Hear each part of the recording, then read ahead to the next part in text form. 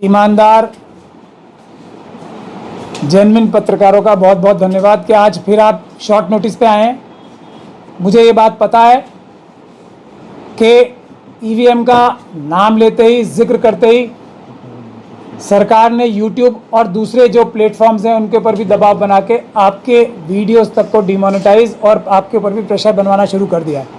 लेकिन ये आज़ादी की लड़ाई हो रही है, देश के संविधान बचाने की लड़ाई हो रही है और आप लोग फोर्थ पिलर हो देश का, प्रेस, और कोई नहीं है इस वक्त प्रेस।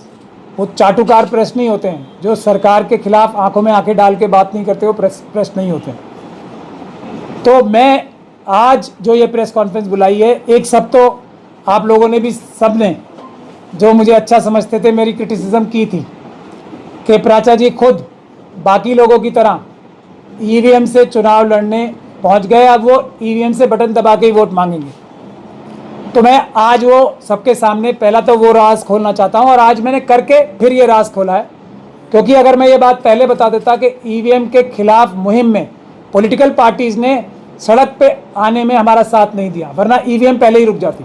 मैं आपको पूरे दावे के साथ ये बात कह रहा हूँ। पॉलिटिकल पार्टीज़ ने हमारा समर्थन तो किया लेकिन सड़क पे आने को तैयार नहीं हुई, और उसकी वजह से ये जो दमनकारी एक सिस्टम और निज़ाम बना हुआ है आरएसएस और बीजेपी का, जिसने सभी संस्थानों पे दबाव बना रखा है, वो दबाव उनका चलता रहा और ईवीएम जो कि पूरी तरीके से गैर कानूनी है, उसके माध्यम से ही चुनाव होते रहे। तो आज हम वो सब रास फाश करने वाले हैं। तो पहला तो मैं आपको ये बता दूं कि जो ये इलेक्शन लड़ने की एक रीज़न था, आज मैं फिर रिपीट कर रहा हूं, ये था, हम सब लोगों ने ये तय किया था कि हम एक ऐसी सीट चुनेंगे जिससे कोई भी ऑपोजिशन पार्टीज का नुकसान ना हो, जिससे एक ऐसी सीट जो भारतीय जनता पार्टी ईवीएम के जरिए से और पुलिस प्रशासन को गलत तरीके से इस्तेमाल करके, क्राइम करके लोगों को, कमज़ोर वर्गों को, एससी और शेड्यूल कास्ट कम्युनिटी के और माइनॉरिटी कम्युनिटी के घरों से नहीं निकलने दे के वोट परसेंटेज कम करा के उनकी चुनाव जीत लेती है।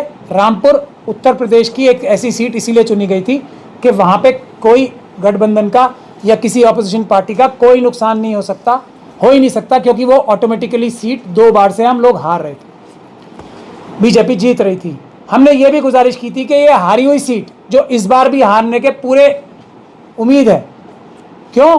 क्योंकि मेरे जैसा कैंडिडेट वहाँ कोई है ही नहीं। क्योंकि समाजवादी पार्टी और दूसरी ऑपोजिशन पार्टीज को पुलिस उनके वर्कर्स को कैंपेन करने के लिए घरों से बाहर नहीं निकलने देती। तो इस हालात में कोई भी व्यक्ति अगर पब्लिक वोट भी देना चाहे तो पब्लिक को वोट देने के लिए घर से बाहर नहीं निकलने देती पुलिस। तो ऐसे हालात में कोई मेरे जैसा व्यक्ति है जो जाना जाता है इस बात के लिए, जो संविधान और कानून के रास्ते से पुलिस प्रशासन को संविधान और कानून का पालन करने पर मजबूर करता है और अपराध करने से रोकता है प्रशासन और पुलिस के लोगों को, वही वहाँ पे लोगों में कॉन्फिडेंस इंस्टिल कर सकता है और लोग वोट देने बाहर आएंगे, तभी तो कोई जीतेगा और हारेगा। खैर, ये वजह भी थी। अब एक सबसे महत्वपूर्ण वजह ये थी कि पूरे देश में जितनी भी पिटीशंस आज तक डली हैं, किसी में भी एक्चुअल सबूत, जिंदा गरम लाइव सबूत किसी पिटीशन में नहीं है। सभी की सभी थियोरेटिकल पिटीशंस हैं, यानी कि थियोरेटिकल पिटीशंस हैं। लोगों ने ये कहा है कि ऐसे कानून में लिखा है, ऐसा ऐसा होता है, इसलिए ईवीएम खराब है, ये साइंस है। लेकिन किसी ने डायरेक्ट प्रूफ ईवीएम को हाथ में लेके प्रूफ नहीं पेश किए थे, और ईवीएम को तो चुनाव आयोग किसी के भी हाथ में देने को तैयार नहीं है, ये बात तो सबको पता है। चुनाव आयोग तो पॉलिटिकल पार्टीज को भी ईवीएम हाथ में देने को तैयार नहीं होता, दिखाने को तैयार नहीं होता, और मिलने का भी टाइम नहीं दे रहा कांग्रेस पार्टी को और दूसरी बड़ी बड़ी पार्टियों को, ऑपोजिशन पार्टीज को मिलने का भी टाइम नहीं देता। ईवीएम की मशीन तो हाथ में देगा कैसे? हाथ में लेने का एक ही तरीका था ईवीएम की मशीन को, वो था कि खुद चुनाव लड़ा जाए। और सब लोग ये मानते हैं कि मुझे टेक्निकली भी ईवीएम के बारे में समझ है, मैं एक देश में सबसे अच्छा व्यक्ति माना जाता हूँ, सबसे अच्छों में से एक। लीगल समझ भी मुझे है, सबसे अच्छे व्यक्तियों में से एक जिसको लीगल समझ है। और तीसरा जो मेरे बारे में एक अच्छा पॉइंट माना जाता है कि मैं सड़क पे उतर के भी अपने बहादुर साथियों की तरह, जैसे डॉक्टर रितु मेरे बराबर में बैठी हैं, ये लाठी गोली से भी नहीं डरती, हालांकि प्रोफेसर है, मैं वकील हूँ, मैं भी बाकी सुप्रीम कोर्ट के वकीलों की तरह ऐशो आराम की ज़िंदगी एसी कमरों में गुजार सकता हूँ, लेकिन मैं सड़क पे आके देश का संविधान बचाने के लिए लड़ने की भी ताकत रखता हूँ। और मेरे साथी भी ऐसे हैं।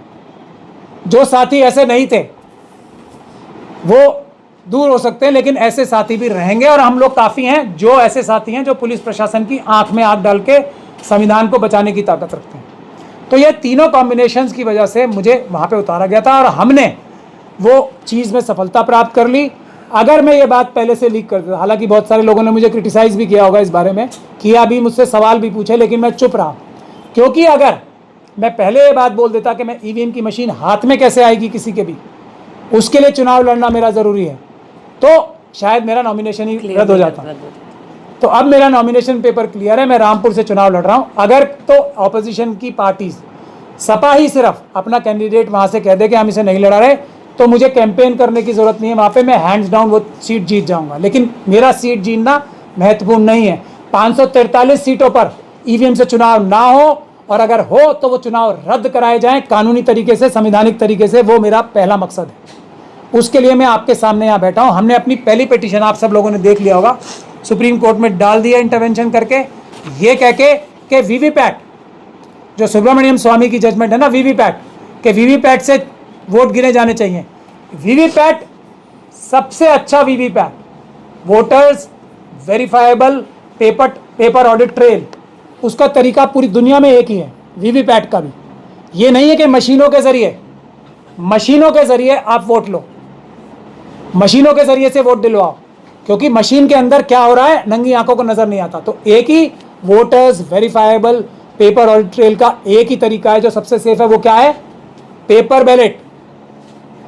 तो हम वीवीपैट को क्या बोल रहे हैं? वीवीपैट नहीं, जो ये मशीनों का वीवीपैट है, सबसे अच्छा वीवीपैट है पेपर बैलेट। वो भी तो वीवीपैट है ना, उसमें भी तो वोटर अपना वोट पेपर ऑडिट ट्रेल से, यानी कि मोहर लगा के, पेपर ऑडिट होगी ना ट्रेल, मोहर लगाना कागज पे, यही पेपर ऑडिट होता है ना सबसे अच्छा।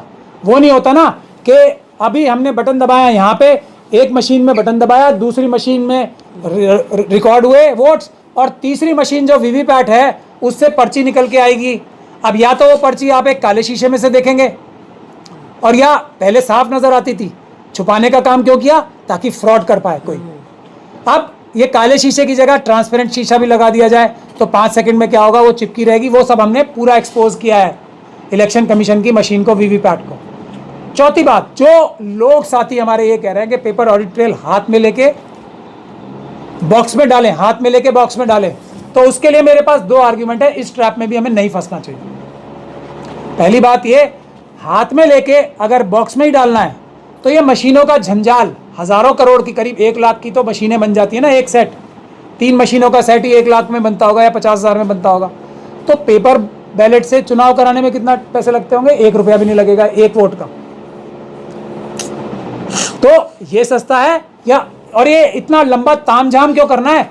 एक मोहर, जो इंसिडेंटली मेरा चुनाव का निशान भी है, वही हमने चुना कि वोट और पेपर बैलेट से चुनाव होने का मतलब मोहर से वोट लगनी चाहिए, तो वही मेरा इंसिडेंटली वो भी है चुनाव निशान। लेकिन वो इंपॉर्टेंट बात नहीं है। तो फिर भाई ये 3 मशीनों का जंजाल क्यों? सीधा लो पेपर बैलेट पे ठप्पा लगाओ, वो काफ़ी नहीं है। दूसरी बात ये है कि थर्मल प्रिंटिंग एक चीज़ होती है, कल मेरी यूएस में भी बात हो रही थी किसी से, ऐसी टेक्नोलॉजी आराम से आ जाती है कि जो ये